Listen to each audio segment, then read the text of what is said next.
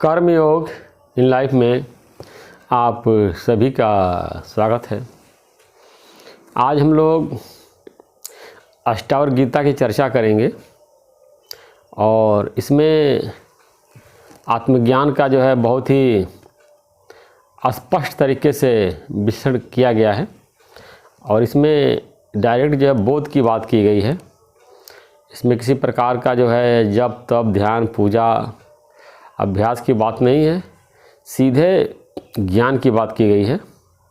और ये अष्टावक्र ऋषि का आत्मज्ञान कराने का बहुत ही रोचक और अनूठा तरीका है जो इसको अन्य शास्त्रों से अलग करता है। तो आज हम लोग अष्टावक्र गीता के पहले अध्याय का पहले श्लोक की चर्चा करेंगे और इसमें राजा जनक जो है अष्टावक्र मुनि से पूछते कि ज्ञान कैसे प्राप्त होगा और वैराग्य कैसे होगा, मुक्ति कैसे होगी। ये श्लोक इस प्रकार है।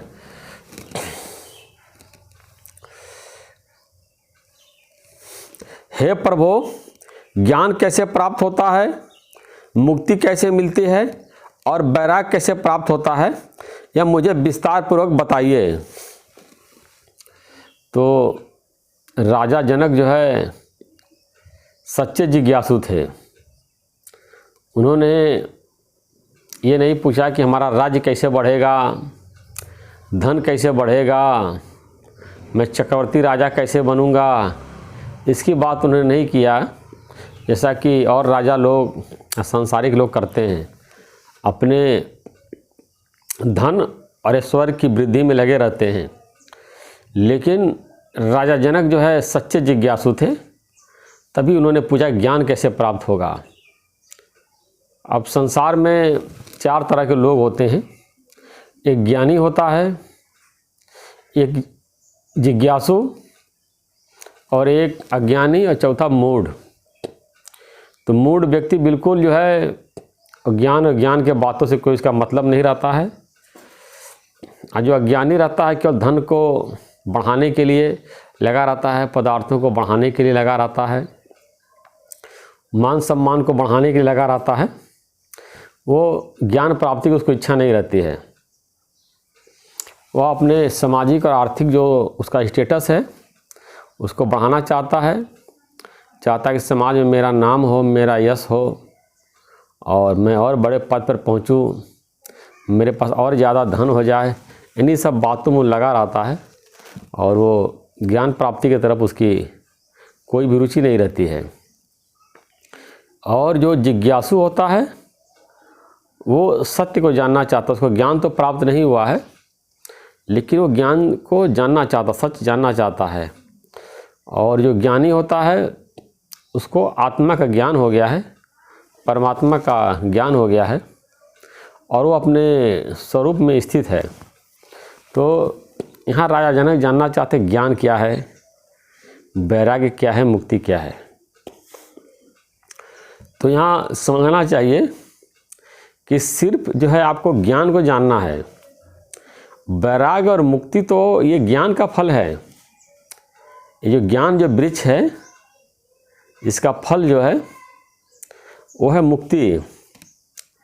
तो ज्ञान होते ही आपको वैराग्य नहीं लेना है, ऑटोमेटिक वैराग्य हो जाएगा और मुक्ति भी आपको प्राप्त हो जाएगी। तो ज्ञान क्या है, बहुत गहराई से ज्ञान को समझना है। जैसे सत्य क्या है, असत्य क्या है। सत्य असत्य का अलग अलग जान लेना ही ज्ञान है। ये सत्य है, ये असत है, ये जड़ है, ये चेतन है, ये ब्रह्म है, ये माया है। इसका जिसको ज्ञान हो गया, जिन्होंने इसको अच्छी तरह से परख लिया, इसी को बोलते हैं विवेक। और केवल थ्योरी में नहीं, प्रैक्टिकल में भी जिन्होंने सत्य और असत्य का जो है पहचान कर लिया और उसको अलग कर लिया, सत्य को अलग कर लिया, असत्य को अलग कर लिया और अपने को उस सत्य में स्थिति प्राप्त कर ली, स्थित हो गए हैं। और असत्य को उन्होंने एज इट इज असत्य जान लिया है, उसको त्यागा नहीं है, केवल जान लिया है। जानने से ही वो त्याग हो जाता है और जो है और अपने सत्य में स्थित होने से ही मुक्ति मिल जाती है। अब ये वैराग्य का लोग जो है बहुत ही समाज में गलत अर्थ निकाल लेते हैं कि वैराग्य क्या है। वैराग्य सोचते हैं कि अपने पत्नी को छोड़ दो, बच्चों को छोड़ दो, माँ बाप को छोड़ दो, पूरे घर को छोड़ दो, समाज को छोड़ दो। यहाँ घर में रहेंगे, परिवार में रहेंगे तो ज्ञान कैसे प्राप्त होगा। और जंगल में चले जाओ, कुटिया बनाओ, या हिमालय में चले जाओ, या नंगे रहो, या लंगोटी पहन लो, या गेरुआ पहन लो और पेड़ के नीचे या गुफा में कंदरा में कहीं बैठ करके साधना करो, तपस्या करो, तभी ज्ञान की प्राप्ति होगी। ऐसा बिल्कुल भी नहीं है। इसीलिए हमने इस अष्टावक्र गीता का चयन किया है। अष्टावक्र मुनि ने राजा जनक को, राजा इतना ज़्यादा उसको पास काम होता है, 1 मिनट की फुर्सत नहीं होती है और कितना बड़ा राज्य संभालना रहता है। और राजा के अंदर कितने विभाग होते हैं, सारे विभागों को देखना और उस पर नज़र रखना और उस पर निर्णय लेना सब राजा का कार्य रहता है। तो इतना राजा जैसे व्यस्त आदमी भी आत्मज्ञान को प्राप्त कर लिया और वो विदेही हो गए। और इतना नहीं, उनके राज्य के सभी लोग जो है विदेही थे, सभी मुक्त थे, सबको ज्ञान प्राप्त था। तो जैसा राजा होता है वैसा प्रजा होता है। ये धारणा मन से बिल्कुल निकाल दीजिए कि आप संन्यास लेंगे तभी ज्ञान प्राप्त होगा। आप जहाँ हैं, जो कार्य कर रहे हैं, या नौकरी कर रहे हैं, बिजनेस कर रहे हैं, या घर में हैं, जैसा भी जो कार्य कर रहे हैं, जैसे हाउसवाइफ औरतें होती हैं, वो वहीं उसी जगह अपने आत्मा को जानने से वो मुक्त हो सकता है। तो वैराग्य क्या लेना है, जैसे संसार मिथ्या हो गया, ऑटोमेटिक उससे वैराग्य हो जाएगा। आप संसार की तरफ भागेंगे नहीं। अब ऐसा नहीं है कि जो है कि वैराग्य कोई लेना है, वैराग्य कोई चीज़ है। ये समझिए कि जैसे जान लिया कि ये संसार झूठा है, संसार सत्य नहीं है, संसार सपना है, संसार माया है, और यहाँ तक कि बोला कि प्रतीति मात्र है, मृग तृष्णा का जल है। जैसे रेगिस्तान में दूर से दिखाई देता है कि पानी है, लेकिन रहता है बालू। लोटा लेकर एक बार पानी भरने जाते हैं, देखता पानी नहीं, बालू है, फिर लोटा लेकर चले आते हैं दोबारा, फिर हम जो है वहाँ पानी भरने नहीं जाते हैं। तो इसी प्रकार जब हमको अपने स्वरूप का ज्ञान होता है तो ऑटोमेटिक हम सारी विषयों से जो है हमारी लालसा ख़त्म हो जाती है। अब ऐसा नहीं कि संसार में रहना है तो खाना नहीं खाना है, तो ज्ञानी खाना नहीं खाएगा तो ये शरीर कैसे चलेगा। बताते हैं 39 दिन जो है ये शरीर बिना खाना खाए रह सकता, फिर शरीर ख़त्म हो जाएगा। अब ज्ञानी कोई नंगे तो रहेगा नहीं, ज्ञानी कपड़ा भी पहनेगा, खाना भी खाएगा, और जो भी ये आँख से संसार भी देखेगा। अब कोई खुशबू या फूल महक रहा है तो सूंघेगा भी, उसके खुशबू भी नाक में आएगी, जीभ में स्वाद भी आएगा, आँख से देखता भी है, कान से संसार की बातें भी सुनता है, गाना भी सुनता है, संगीत भी सुनता है। तो ऐसा नहीं कि ये सब आप करना छोड़ देंगे आपको आत्मज्ञान हो जाएगा, ऐसा नहीं। सिर्फ बोध की बात करते हैं कि जब जो है अपने बोध हो जाएगा कि मैं शरीर नहीं चेतन आत्मा, डायरेक्ट इसकी आप तीसरे श्लोक में बात करेंगे।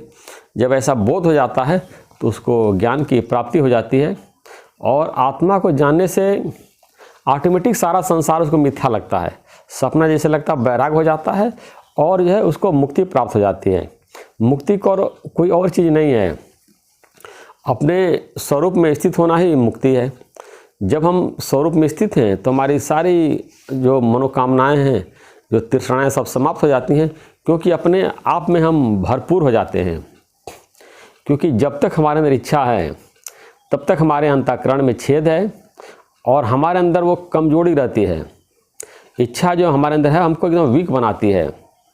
चाह चमारी चूड़ी अति नीचन की नीच, तू तो पूर्ण ब्रह्म था यदि चाह न होती बीच। अगर मेरे मन से चाह निकल जाए तो हम पूर्ण जो है परमात्मा हो जाते हैं, अपने स्वरूप को प्राप्त कर लेते हैं। एक भजन है, यदि जाना है भाव से पार सुखों की चाह तजो। अगर हम संसार से उस पार जाना चाहते हैं तो जो सुखों की चाह है हमको उसको छोड़ना पड़ेगा। मतलब जो कुछ हमारे पास है हमको उसी में संतुष्ट रहना है, ऐसा नहीं कि त्याग करना है। जितना है हमको उसी में संतुष्ट रहना है। इसीलिए बोला गया संतोषम परम सुखम। संतोषी सबसे बड़ा सुख है। एक और श्लोक आया है, गोधन गजधन बाजधन और रतनधन खान, जब आवे संतोष धन सब धन धूर समान। जितने आपके गाय, हजारों गायें हो, गजधन हाथियाँ हो, गोधन गजधन, इतनी सारी आपको धन संपत्ति आपके पास है, और सब जो है जब संतोष आपके अंदर आ जाता है तो सारा संपत्ति जो है वो धूल के समान हो जाती है। जब आत्मज्ञान होता है तो हमारे अंदर पूरी जो है संतुष्टि आ जाती है, भरपूरता आ जाती है, तृप्ति आ जाती है, और अपने रियल स्वरूप को प्राप्त कर लेते हैं। जो हमारा रियल स्वरूप है, हम अपने स्वरूप को भूल गए हैं, इसी के कारण दुखी होते हैं, सुखी होते हैं और संसार की तरफ ललायित रहते हैं। और हमारी चिंताओं का कारण है कि अपने रियल नेचर को भूल गए हैं। ऐसे हमारे गुरु जी सत्संग बताते थे, thinking is not your real nature. जो हम आत्मा है, जो हमारी जो स्वरूप है, इसका जो स्वभाव है चिंता करना नहीं है। चिंता मुक्त हमारा जो नेचर है, लेकिन माया से संबंध मान करके हम दुखी सुखी चिंता करते रहते हैं, अपने को परेशान करते रहते हैं। और इसकी व्याख्या आगे श्लोक में बहुत अच्छा स्पष्ट वर्णन किया गया है, और 20 श्लोक में ही राजा जनक को बोध हो गया है।